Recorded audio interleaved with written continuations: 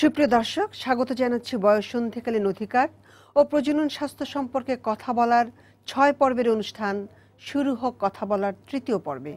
আমাদের আজকের পর্ব ভালো থাকা মন্দ থাকা। আর ভালো থাকা মন্দ থাকা বিষয়টি যেমন শারীরিক তেমন মানসিকও বটে। বাড়তি ঝুঁকি হিসাবে শিশুর উপর নানা ধরনের যৌন নিপীড়নের ঘটনা যেমন ঘটে থাকে, তেমনি রয়েছে বাল্যবিবাহ এবং কিশোরী বয়সে সন্তানের মা হওয়া। আর এর ফলে সন্তান প্রসবের মধ্য দিয়ে শারীরিক ও মানসিক বিপর্যস্ত পরিস্থিতিতে পড়ার উদাহরণ। তাছাড়া রয়েছে ড্রাগ ও যৌন জীবনের প্রলোভন। আর এই সমস্ত ঝুঁকি ও বিপদ সম্পর্কে জানা যেমন প্রয়োজন, তেমনি জানা দরকার এ থেকে উত্তরণের উপায়। আর এসব নিয়ে কথা বলার জন্য আমাদের স্টুডিওতে উপস্থিত আছেন রুকাইয়া আক্তার মিতু, কদমতলা স্কুল এবং কলেজের ছাত্রী। উপস্থিত আছে আরিফুল হক পিয়াল, শহীদ জিয়া স্কুলের ছাত্র। উপস্থিত আছে Nusrat Jahan, Kadamtala school and college বাসাবো থেকে এসেছে সে। আর আমাদের বিশেষজ্ঞ আলোচক হিসেবে উপস্থিত আছেন doctor Nasrin Khairunnisa, project manager, reproductive health service and training education program RH step. আপনাদের সবাইকে স্বাগত জানাচ্ছি আমাদের স্টুডিওতে। বিশেষজ্ঞ আলোচক ডক্টর নাসরিন খায়রুন্নিসা, আপনাকে দিয়ে শুরু করতে চাই। আপনি কি আমাদের কাইন্ডলি একটু বলবেন, এই যে আমরা জানি যে কিশোর বয়সে বয়ঃসন্ধিকালীন সময়ে ভালো থাকা এবং মন্দ থাকা দুটো বিষয়ই, কিন্তু শারীরিক এবং মানসিক, এই সময় তাদের ভালো থাকা, শারীরিক ভালো থাকা কোন কোন বিষয়ের উপর নির্ভর করে? ধন্যবাদ। যে এই সময়টা বয়ঃসন্ধিকালীন সময়ে, যে আপনি ঠিকই বলেছেন যে একটা শারীরিক এবং মানসিক পরিবর্তনের মধ্য দিয়ে কিশোর কিশোরীদের এই সময়টা পার হয়। তো এই যে শারীরিক এবং মানসিক পরিবর্তনগুলো হয়, তার মধ্যে আমরা যদি দেখি যে শারীরিক পরিবর্তনগুলো কি কি হচ্ছে, যেমন আমাদের মেয়েদের এই সময়টায় খুব দ্রুত এবং ছেলেদের দ্রুত উচ্চতা বৃদ্ধি পায়, ওজন বাড়ে, গলার স্বর পরিবর্তন হয়, প্লাস তাদের প্রজনন অঙ্গের পরিবর্তন আসে। মেয়েদের যেমন স্তন বড় হয় এবং ছেলেদের অন্ডকোষ এবং পুরুষাঙ্গ বড় হয়। তো এই যে পরিবর্তনগুলো, এই পরিবর্তনগুলোর সাথে খাপ খাইয়ে নেওয়ার জন্য আমাদের কিছু বিশেষ বিশেষ বিষয়ের উপরে আমাদেরকে নজর দিতে হবে। প্রথম হলো যে আমাদেরকে সুস্থ থাকতে হবে। সুস্থ থাকার জন্য আমাদেরকে কি করতে হবে? আমাদেরকে এই সময়টায় বিশেষ করে এই পরিবর্তনগুলো যেহেতু হচ্ছে, সেই জন্য আমাদেরকে খুব ভালো করে পুষ্টিকর খাবার খাওয়া দরকার। এর সাথে সাথে আমাদেরকে ব্যক্তিগত পরিষ্কার পরিচ্ছন্নতার দিকে আমাদেরকে নজর দিতে হবে। তাছাড়াও আমাদেরকে বিভিন্ন খেলাধুলা, শরীরচর্চা, ব্যায়াম এবং সাংস্কৃতিক বিভিন্ন অঙ্গনের সাথে আমাদেরকে নিজেদেরকে জড়িয়ে ফেলতে হবে। খাওয়া দাওয়ার ব্যাপারে কি কোনো বিধিনিষেধ বলে? বিশেষ করে তোমার যখন প্রত্যেক মাসের যে এটা হয়, তখন ওই সময় এরকম কিছু থাকে না, তবে বলা হয় যে টক খাওয়া যাবে না, তারপরে মাছ খাওয়া যাবে না, টক খাওয়া যাবে না।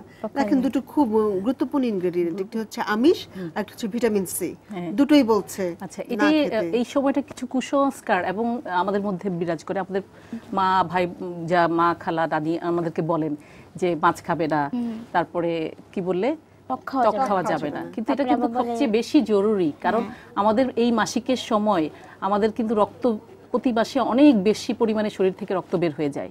কিন্তু সেই রক্তের জন্য আমাদের কি দরকার? আমাদেরকে আয়রন জাতীয় খাবার প্লাস আমিষ, এই আমিষ জাতীয় খাবার আমাদের বেশি দরকার। যে দুটো জিনিস দরকার সেই জিনিসটাই। তোমাকেও কি এরকম বলেছে কেউ যে এটা খাওয়া যাবে না, এটা করা যাবে না? এই ধরনের মাছ খেলে যেমন গন্ধ হয়, তোমার পিরিয়ডের সময় গন্ধ হতে পারে, এর জন্য মাছ খাবা না। টক খেতে নিষেধ করে, যে বেশি ব্লিডিং হবে এর কারণে। আচ্ছা, আপনি একটু বলুন তো, এই যে মাছ খেলে গন্ধ হবে এবং টক খেলে পরে বেশি ব্লিডিং হবে, এর কি কোনো মানে বৈজ্ঞানিক ব্যাখ্যা নাই? কারণ আমার এই সময় ওদের বেড়ে ওঠার সময়, ওর শরীর বৃদ্ধি হচ্ছে, ওর প্রজনন অঙ্গগুলো এখন মজবুত হওয়ার সময়। কারণ এই কিশোর কিশোরী কিন্তু আমাদের ভবিষ্যতের মা, একদিন তাকে ভবিষ্যতের বাবা। কাজী তাদেরকে একটা সুস্থ সবল একটা বাচ্চা জন্ম দেওয়ার জন্য তার শরীরটা গঠন করার সময় কিন্তু এখনই। কাজী মাসিকটা তো এটা একটা নিয়মিত একটা ব্যাপার। আমি একটু তোমার কাছে আসি। পিয়াল, তুমি তো বড় হচ্ছ, জি, তোমার ক্ষেত্রেও কি এরকম কোনো বিধিনিষেধ বা এই জাতীয় কিছু আছে? আমার ক্ষেত্রে এরকম কোনো খাওয়া দাওয়ার ক্ষেত্রে কোনো বিধিনিষেধ না। কিন্তু তুমি কি হলে ভালো থাকো? আমি বেশি বেশি পানি খাই আর খেলাধুলা করি। এই তো, তার মানে ও খেলাধুলা করতে পারছে, মেয়েরা কিন্তু আবার খেলাধুলা যেটা করতে হচ্ছে পারছে যে না। এই সময়টা আমাদের কি জন্য গন্ধটা হতে পারে, যেটা নিয়ে এত প্রশ্ন উঠছে, এই সময়টা আমাদেরকে বিশেষভাবে খেয়াল রাখতে হবে আমাদের পরিষ্কার পরিচ্ছন্নতার দিকে, ব্যক্তিগত নিজের, বিশেষ করে আমাদের এই মাসিকের জায়গা স্থান এবং ছেলেদের বিভিন্ন যে প্রজনন অঙ্গটা, হ্যাঁ, এটা হলো গিয়ে আমাদেরকে প্রতিদিন আমাদের নিয়মিত গোসল করতে হবে। বিশেষ করে মেয়েদের জন্য যেটা হচ্ছে যে প্রতি মাসে মাসিকের সময়টায় ওদের যে যেটা ব্যবহার করতে হয়, পরিষ্কার আমরা কাপড় বা ন্যাকড়া ব্যবহার করে অনেকেই, বা আমাদের যদি আমরা পারি তাহলে স্যানিটারি প্যাড এখন বাজারে পাওয়া যায়, ওটা ব্যবহার করব। কিন্তু যারা ন্যাকড়া অথবা কাপড় ব্যবহার করছে তাদের জন্য আমার উপদেশ হচ্ছে তারা যেন অবশ্যই একটা রক্ত শোষণক্ষম এরকম কাপড় ইউজ করে, মানে সুতির কাপড়, প্লাস এই কাপড়টা যেন প্রতিবার মানে ভিজে যাওয়ার সাথে সাথে এটা বদলানো হয়, এবং এটা সাবান এবং ডিটারজেন্ট পাউডার দিয়ে ধুয়ে। কাজে আমরা কি করতাম, এটাকে আমরা সাধারণত দেখা যায় যে আমরা ঘরের যে স্যাঁতসেঁতে জায়গাটা ওইখানেই কিন্তু আমরা সাধারণত বেলি, দেখা যায় যে বিছানার কোনায় অথবা আলমারির পিছনে, অথবা দেখা যায় যে একটা কাপড় দিয়ে ওটাকে ঢেকে রাখা হচ্ছে। কিন্তু আসলে কি এই জিনিসটাকে আমাদেরকে দিতে হবে নরমাল আমার পরিধেয় যে জামা কাপড় যেখানে আমি রোদ দিচ্ছি তার পাশেই কিন্তু এটা কড়া রোদে আমাকে শুকাতে হবে। তুমিও বলে খাওয়া দাওয়ার ক্ষেত্রে তোমাকে বলে আমিষ খাওয়া যাবে না এবং ভিটামিন সি খাওয়া যাবে না, সেই সাথে আরেকটা কথা বলে যে তুমি খেলাধুলা করতে পারো না, এর জন্য কি তোমার মনের উপর কোনো চাপ পড়ে, তোমার কি খারাপ লাগা তৈরি হয়? অনেক খারাপ লাগে যখন বাইরে দেখি ছেলেরা খেলতে পারতেছে কিন্তু মেয়েদেরকেই আটকে রাখা হচ্ছে, কারণ তারা খেলতে পারতেছে না। তাদের মনে হয় যে তখন বন্দি জীবনের মতন, আমরা কেন খেলতে পারি না, ছেলেরা তো ঠিকই পারতেছে, ওরা সবার সাথে মিশতেছে, আমাদের সব ক্ষেত্রেই বাধা দেওয়া হয়। তার মানে একটু করে আমাদের আলোচনায় আমরা দেখলাম যে মেয়েদের ক্ষেত্রে খাওয়া দাওয়ার ক্ষেত্রে একটা নিষেধাজ্ঞা জারি হয় এবং তার খেলাধুলার ক্ষেত্রে একটা নিষেধাজ্ঞা জারি হয়েছে, কিন্তু আমরা দেখতে পাচ্ছি যে এটাই আমাদের সবচেয়ে জরুরি। আমাদের স্টুডিওর বাইরে আমরা দেখি অন্যরা কি বলছে, আমরা কথা বলা হয়েছিল, আমরা একটা ছোট্ট ফুটেজ দেখে নিই।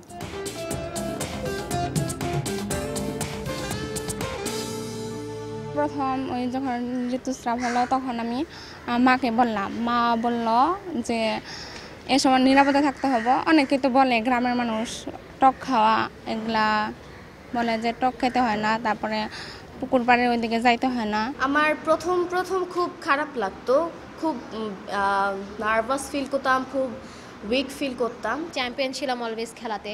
তারপর আমার যখন এই পরিবর্তনটা প্রথমে এসছে আমি অনেক ভয় পেয়ে গিয়েছিলাম, এবং এমন সময় হতো যে আমি ঘরের একটা কর্নারে গিয়ে বসে থাকতাম, আল্লাহ কি হলো, মানে ব্যাপারটা কি বুঝতে পারতাম না। ছাদে যেতাম, খেলতাম, সেটাও বন্ধ হয়ে গেছে সাডেনলি। পরে হচ্ছে গিয়ে ব্যাপারটা আমার বড় বোনের সাথে শেয়ার করলাম। তখনকার অনুভূতি তো একটা ভাবে প্রকাশ করা যায় না, তখন অনেক রকম অনুভূতি থাকে। একবার এটা ভাল লাগে, একবার ওটা ভাল লাগে না, একবার এটা করব, রাতেবেলা ফোনে কথা বলা, রাতেবেলা ফোনে কথা বলবো না, আব্বু আম্মু জেনে যাবে। তো অনেক রকমের ভ্যারাইটিস অফ ফিলিংস থাকে অ্যাট দ্যাট টাইম। ওটা যখন আমি প্রথম হয়েছিল একটু দুর্বল লাগতো, তখন আমি ওই আমার বন্ধুকে নিয়ে একজন ইয়ার কাছে গেছিলাম, হোমিওপ্যাথিকের দোকানে। তখন উনি বলছে যে এগুলা স্বাভাবিক, এগুলো সব ছেলেদেরই হয়। বস্তিতে অনেক ধরনের লোক বাস করে, দেখা যায় সে যে মাসিকটা হচ্ছে সে যে কাপড় ব্যবহার করতেছে সেই কাপড়টা হয়তো বা ভালো মতো ধুতে পারতেছে না, লজ্জায়, যে এটা কি মানুষ কি মনে করবে। আবার দেখা যায় যে এটা কোথায় নাড়বে, তো ঘরের ভিতরে স্যাঁতস্যাঁতে ঘরের ভিতরে ফ্যানের মধ্যে নেড়ে শুকায়, দেখা যায় এইরকম শুকায় পড়তে পড়তে তাদের একটা সমস্যা দেখা দেয়, সেটা ইউরিন ইনফেকশন দেখা দেয়।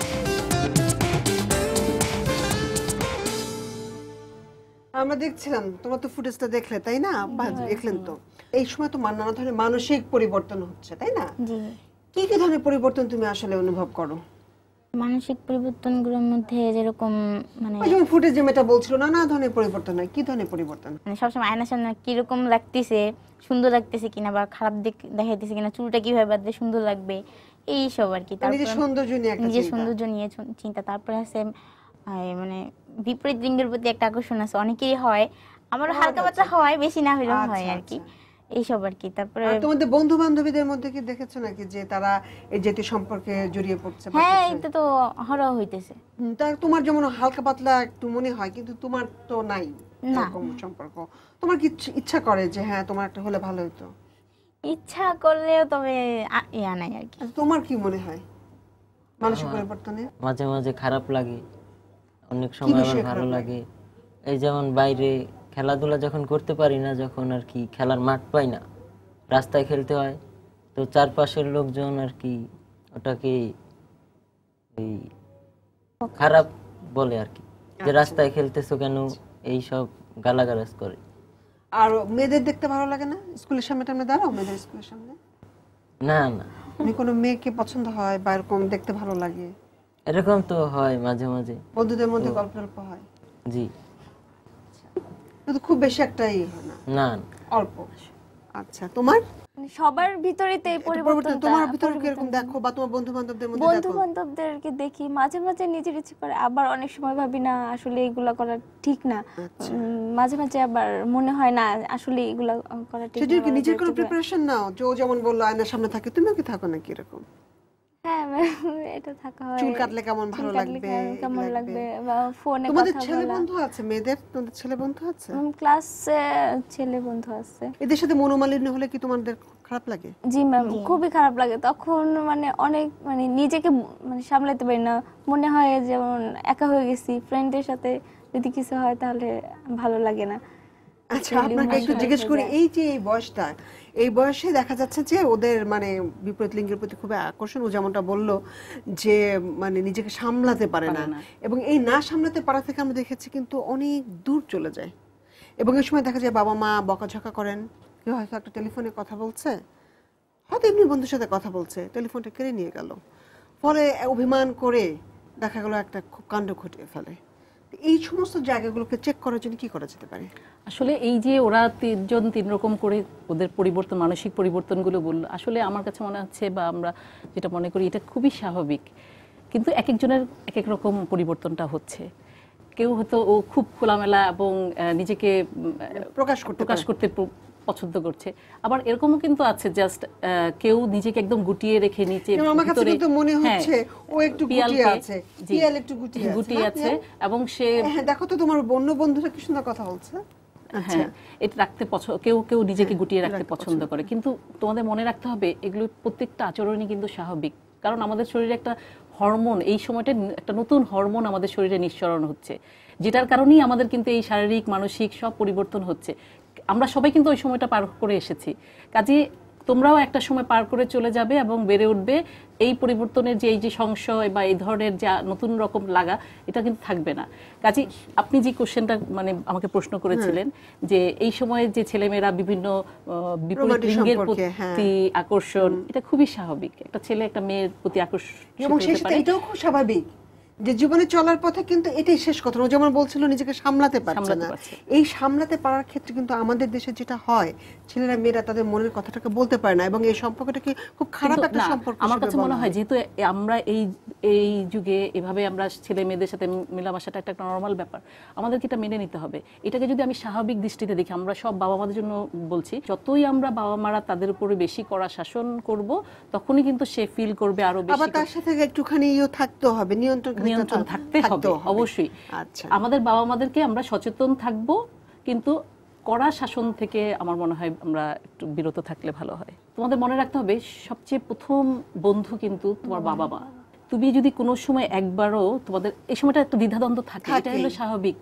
এই সময়টা তাদের একটা আবেগ থাকে, তারা কৌতূহলী থাকে, তারা একটা এমন একটা কাজ করে আসলো, তারা বাবা মার সাথে শেয়ার করলে হয়তো বাবা মা বকা দিবে।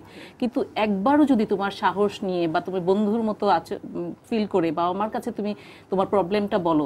আমাদের এতক্ষণ আলোচনায় যে কতগুলো ভ্রান্ত ধারণা রয়েছে, এবং এখন পর্যন্ত তথ্য বা মনের মানসিকতার পরিবর্তন হলে পরে, শারীরিক পরিবর্তন হলে পরিবার এবং বন্ধু বান্ধব এরাই হচ্ছে সবচেয়ে গুরুত্বপূর্ণ উৎস হিসেবে উঠে এসেছে।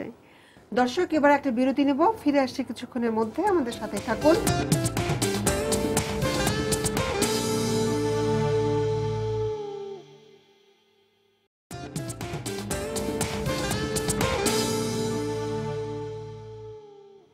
দর্শক, আবারও স্বাগত জানাচ্ছি আমাদের আলোচনায়।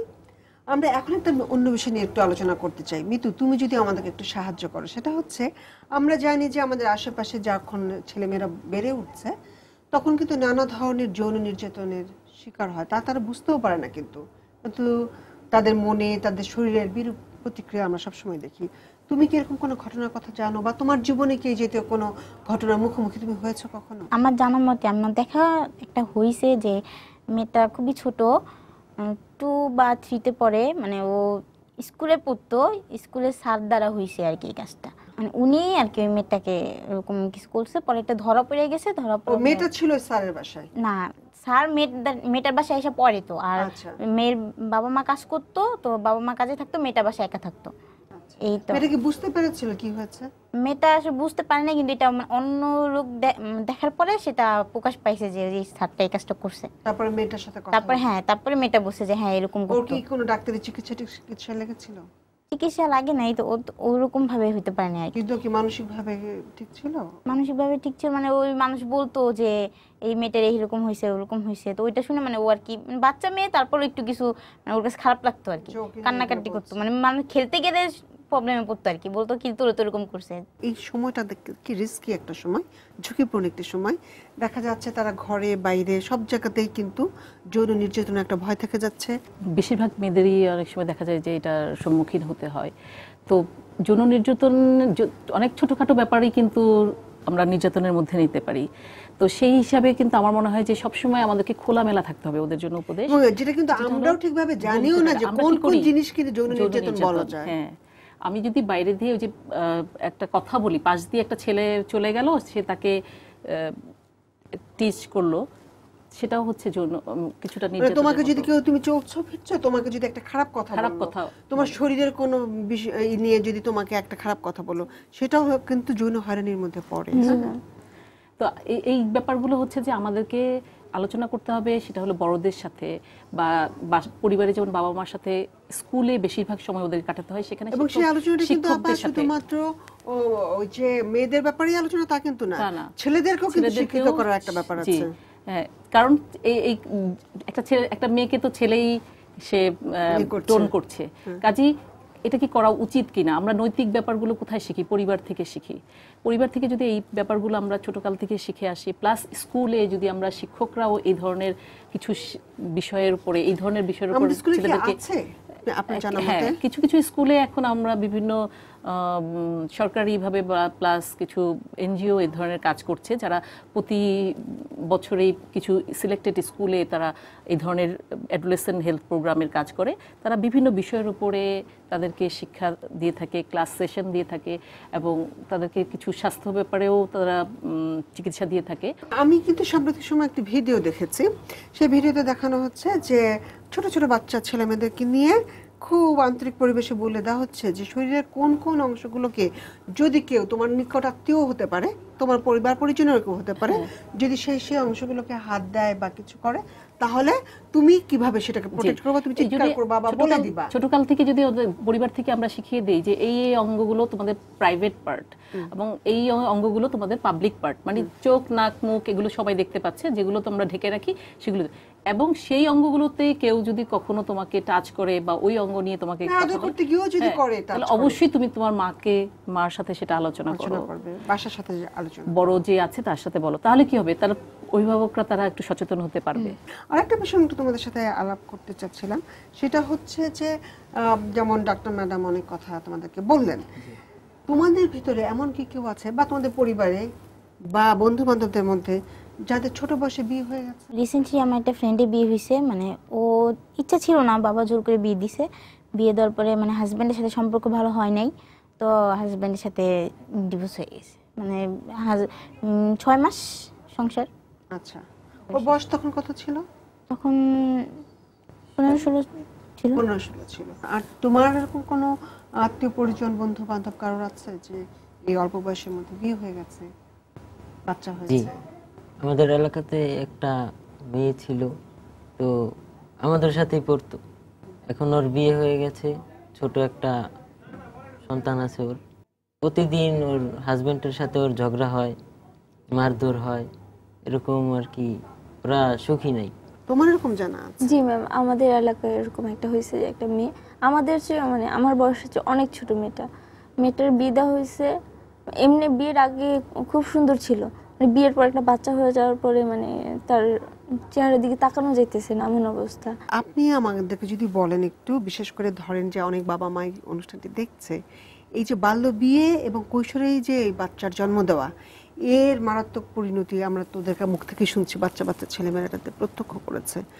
এটা পরিণতিটা কি হতে পারে আপনি যদি একটু মানে ডাক্তারি দৃষ্টিকোণ থেকে বলেন? যেটা বাল্যবিবাহ, 18 নিচে যদি মেয়েদের বিয়ে হয় আর 21 বছর বয়সের নিচে যদি ছেলেদের বিয়ে হয় তাহলে সেটাকে আমরা বাল্যবিবাহ বলছি। বাল্যবিবাহ, তারপরে তার সন্তান প্রসব। আসলে কি আমরা প্রস্তুত হয়েছিলাম এই বয়সে একটা সন্তান ধারণের জন্য, একটা বৈবাহিক সম্পর্কে যাওয়ার জন্য? একটা বৈবাহিক সম্পর্কে যাওয়ার পরে কিন্তু একটা সিদ্ধান্ত গ্রহণের একটা ব্যাপার আসে। আসলে আমাদের সেই মানসিক পর্যায়টা ওই পর্যন্ত যায় না যে আমরা একটা সিদ্ধান্ত, যে কোনো ধরনের বড় সিদ্ধান্ত নিব। কাজে এই সময়টা আমাদেরকে যদি বাল্যবিবাহ হয় তাহলে দেখা যায় যে সাধারণত সেই ফ্যামিলিটা অনেক সময় দেখা যায় যে তাদের বেশি দিন স্থায়ী হয় না। যদি তার বাচ্চা হয় তাহলে তার সে এখনো প্রস্তুত হয় না। তার যে শরীরের যে জরায়ু বা তার যে পেলভিক বোনগুলো যেগুলো, সেগুলো কিন্তু তখনও সেই বাচ্চাকে ধারণ করার মতো ক্ষমতা তখনও হয় না। আবার সেই রকমই একটা মেয়ে, সে বাচ্চা হওয়ার পরে সেই বাচ্চার দেখাশোনা এবং প্লাস তার ফ্যামিলির অনেক কিছু করতে হচ্ছে। তো সেই ক্ষেত্রে আরেকটা বিষয় আমরা শুনি যে জরায়ু নিচে নেমে আসা, ফিস্টুলার মতন রোগ। এই সময়টা হচ্ছে যে জরায়ু নেমে আসা, সেগুলো তো বারবার প্রসবের কারণে আমাদের জরায়ু নিচের দিকে নেমে যেতে পারে, আরো অনেক রকমের প্রবলেম হতে পারে। হ্যাঁ, তাছাড়াও বিভিন্ন ধরনের প্রজনন তন্ত্রের সংক্রমণ, যেটা খুবই খুবই গুরুত্বপূর্ণ। কারণ খুব আর্লি ম্যারেজের কারণে তাদের যে যৌন জীবন শুরু হয়ে যায়, এ কারণে কিন্তু জরায়ুর প্রজননতন্ত্রের কিন্তু অনেক রকমের সংক্রমণ হয়। খুবই, যেমন যদি স্বাস্থ্যসম্মতভাবে তারা তাদের সম্পর্ক না রাখে, প্লাস তারা যদি তাদের যে যৌন জীবনের যে পরিষ্কার পরিচ্ছন্নতা আছে সেই সময়টা যদি ঠিকমতো মেনটেন না করে, তাহলে কিন্তু জরায়ুর মুখের ক্যান্সার পর্যন্ত হয়ে যেতে পারে। আমরা আমাদের আলোচনায় আবারও ফিরবো। দর্শক, আবারও নিতে হচ্ছে একটি বিরতি, ফিরে আসবো আরো কিছু প্রসঙ্গ নিয়ে, আমাদের সাথেই থাকুন।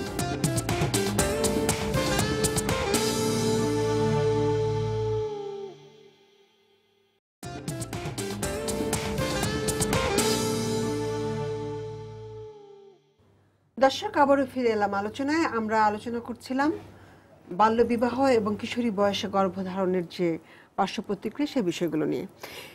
আমরা কিন্তু দেখতে পাচ্ছি যে এই ভালো থাকা মন্দ থাকার একটা লক্ষণ কিন্তু আমরা হিমেলের মধ্যে দেখতে পাচ্ছি। হয়তো প্রকৃতিগতভাবেই একটু চুপচাপ, কিন্তু আপনার কি মনে হয় এই যে বয়সন্ধিকালে ও যে একটু চুপচাপ থাকছে, তোমার এটা মানে তুমি এত চুপচাপ কেন? তোমার বন্ধুদের সাথে কি তুমি কথা বলো? জি। আচ্ছা, কি নিয়ে কথা বলো? বিভিন্ন বিষয়ে গল্প করি, এই হোক পড়ালেখার বিষয়ে, বাইরের বিষয়ে, খেলাধুলার বিষয়ে, বিভিন্ন। আর তোমাদের এই যে প্রজনন স্বাস্থ্যগুলো নিয়েও কি কথা হয়? জি। কোনো মেয়েকে ভালো লাগা মন্দ লাগা সে বিষয়গুলো নিয়ে কি কথা হয়? সব বিষয় বন্ধু বান্ধবদের মাঝে আর কি শেয়ার করা হয়। তাহলে তুমিও কি তো শেয়ার করো, বললাম মায়ের সাথে কথা বলো, তুমিও কথা বললো। এখন আপনি কি একটু বলবেন যে কোনো কোনো ছেলে মেয়েকে দেখা যায় একটু শাই থাকে? হ্যাঁ, যেটা আমার কাছে মনে হচ্ছিল যে পিয়ালকে দেখে যে ও নিজেকে একটু গুটিয়ে রাখতেই পছন্দ করছে, এরকম কিন্তু অনেকের মধ্যেই হয় এই সময়টাই। তো আবার দাবি করতে যে ওর বন্ধুদের সাথে কথা বলে। হ্যাঁ, সেটাই হচ্ছে যে ও কিন্তু ওর মানে ওর যে সমপর্যায়ে সমবয়সী ছেলে মেয়ে বা বন্ধু তাদের সাথে মিশতেছে, কিন্তু ওর যে অভিভাবক অথবা শিক্ষক পরিধিটা যে বাড়ানো দরকার তাদের সাথে ও খোলামেলা হচ্ছে না। এটা দিয়ে একটা খারাপ একটা দিক, ভালো ঠিক আছে, কিন্তু খারাপ দিক একটা হতে পারে যে ও অনেক কিছু যেগুলো চিন্তা করছে তার মধ্যে অনেক ভালো দিক খারাপ দিকও থাকতে পারে। তো ও যদি কখনো ওর বাবা মা অথবা শিক্ষক অথবা সিনিয়র কারোর সাথে আলাপ করতো, তাহলে কিন্তু ওর খারাপ দিকটা হলে কিছু নিয়ে চিন্তা করছো সেটা কিন্তু তারা শুধরে দিতে পারতো। কিন্তু এই ক্ষেত্রে দেখা যায় যে সমবয়সী বন্ধুর সাথে যদি সব কিছুই শেয়ার করা হয়, অনেক সময় কেউ যদি কোনো খারাপ উপদেশ ওকে দেয় বা খারাপ দিকে ওকে খারাপ ইন্টেনশন নিয়ে যেতে বলে, কিন্তু ও কিন্তু বুঝতে পারবে না। এই যে তোমাদের প্রজনন সংক্রান্ত যে স্বাস্থ্য, তারপরে ধরো যে তোমাদের মনের যে মানে উত্থান পতন পরিবর্তন, এই জায়গাগুলোতে তোমাদের বন্ধু বান্ধব এবং তোমাদের মা ছাড়া স্কুল টেক্সট বইতে আছে কিনা? ওরকম ভাবে খোলামেলা বাবা দেওয়া থাকে না, ক্লাসে পড়ানো হয় না। বা ওই সাবজেক্টটা যদি আসে তাহলে স্যার ম্যাডামরা বলে এটা তো তোমরা জানো বা বাসা থেকে জেনে নিও। তোমার কি মনে হয় যে এই যে বলে যে স্কুল বলে দেয় যে বাসা থেকে পড়ে নিও, এটা কি ঠিক? না, এটা ঠিক না। এটা কিভাবে পড়ানো উচিত? এটা ক্লাসে সবার সামনে ধইরা বলা উচিত যে কি করলে কি হবে। স্কুলে আমাদের একদম নিশ্চিত করতে হবে যে এই পড়াটা যেন ঠিকভাবে পড়ানো হয়। আর একটা বিষয় হচ্ছে তোমাদের বয়সে ছেলেমেয়েরা অনেক পর্ণ পত্রিকা বা বইপত্র পড়ে, তুমি দেখেছো তোমার বন্ধু বান্ধবদের মধ্যে কেউ কিরকম পড়ে? জি পিন করার পর তোমাদের যে ওই সমস্ত জায়গায় পাওয়া যায় নিশ্চয়ই? না, পাওয়া যায় না? তুমি কিভাবে জানো যে ওরা পড়ে? ওরা বলে, ওরা বন্ধু বলে। বান্ধবদের কাছে তো সবকিছুই বলে। বলে, হ্যাঁ, ওরা ওগুলো পড়ে। ওরা কি পর্ণ ফিল্ম দেখে? জি দেখে। তাহলে দেখতে পাচ্ছেন যৌন শিক্ষাটা কিন্তু থেমে থাকছে না, তারা একটা বিকৃত ফর্মে কিন্তু হ্যাঁ, পাচ্ছে। সেটাই এইটা আমার কাছে ভয় মনে হয়। আমার কাছে মনে হচ্ছে যে ওরা কিন্তু অলরেডি এই ধরনের ব্যাপারগুলো জেনে যাচ্ছে। কাজে আমরা যদি একটা নির্দিষ্ট নিয়মে যেভাবে ওদের জানা উচিত, অ্যানাটমিক্যালি যদি আমরা anatomically শেখাতে শিখাই, পারি, বা যেই দিক যেভাবে তোমাদেরকে একটা পজিটিভ ওয়েতে কিভাবে এগুলো মেনে চলা উচিত, কোন বয়স থেকে এই ধরনের আচরণ শুরু করা উচিত বা উচিত না, হ্যাঁ, এই ব্যাপারে যদি আমরা স্কুল থেকে বা পরিবার থেকে যদি আগে থেকে আমরা শিক্ষাটা পাই, তাহলে কিন্তু ওরা খারাপ দিকটাকে বেছে নেবে না। কথা আছে যে যেমন ওরা তো জানেই না, পরিবারেরও যে সবাই জানেন তাও কিন্তু না। সেই ক্ষেত্রে কিন্তু আমার কাছে মনে হয় যে এই ক্ষেত্রে একটা বড় স্কিম রাষ্ট্রকে নেওয়ার একটা ব্যাপার আছে। সেই ক্ষেত্রে আমরা কিন্তু আমাদের কিছু কিছু জায়গায় যে বিভিন্ন এনজিওরা কথা আমি জানি যে বিভিন্ন সবার কাছে পৌঁছাতে না, সেখানে বিভিন্ন স্বাস্থ্য কেন্দ্রে এরকম কাউন্সিলররা থাকে। তো আমরা যদি প্রথমে পরিবার, তারপরে স্কুল, শিক্ষক, তারপরে তোমাদের জন্য যেটা উপদেশ হচ্ছে, এই ধরনের স্বাস্থ্য কেন্দ্রে যে কাউন্সিলররা থাকে তারা কিন্তু এই অ্যাডোলেসেন্ট হেলথ নিয়ে এবং তাদেরকে ভালো থাকার জন্য, সুস্থ থাকার জন্য বিভিন্ন রকমের উপদেশ তারা দিয়ে থাকে। সেখানে ওরা যেতে পারে। কিন্তু আমি তো জানি না যে এরকম যে আছে, মানে কাউন্সিলিং নেবার যে আছে, তোমরা কি জানো যেরকম আছে? Very good. তাহলে তো তোমাদের যদি এরকম কোনো পরিবর্তন বা কিছু দেখো, আমাদের স্কুল থেকে যদি এই ব্যাপারে যদি আমাদের একটু সাহায্য করা হতো, আমাদের জানানো হতো, তাহলে সবচেয়ে বেশি ভালো হতো। গণমাধ্যমে পাচ্ছে না, কিন্তু আবার পিনা পত্রিকায় কিন্তু পেয়ে যাচ্ছে। কাজে সেই ক্ষেত্রে যদি ধরো রেডিও, টেলিভিশন বা এই যদি ভাবে ওপেন ভাবে যদি একটু কিছু কিছু প্রোগ্রাম এরকম সচেতনতামূলক হতো, তাহলে কি তোমাদের জন্য ভালো হতো? জি ম্যাম, ভালো হতো। হ্যাঁ, বলো কি রকমের অনুষ্ঠান হলে ভালো হতো? আমি যেরকম একটা অনুষ্ঠান দেখছি আর কি, মানে অনুষ্ঠান না বলতে এটা মানে একটা এনজিওর মতোই, এফপিএবি, যেটা স্কুলের ছেলে মেয়েদের নিয়ে মানে কাজ করে, যে একটা ক্লাসে যাবে, যেদিন যাবে ওই দিন একটা ক্লাসে ছেলেদের মেয়েদের আলাদা আলাদা করে ছেলেদের স্বাস্থ্য মেয়েদের স্বাস্থ্য নিয়ে কথা বলতেছে। তবে যারা স্কুলে যাইতে পারতেছে না, স্কুলের ওই আউটের বাইরে ছেলে মেয়েদের নিয়ে ওনারা একটা মানে প্রোগ্রাম করে মানে প্রজনন স্বাস্থ্য সম্পর্কে বলতেছে। কিন্তু এই ক্ষেত্রে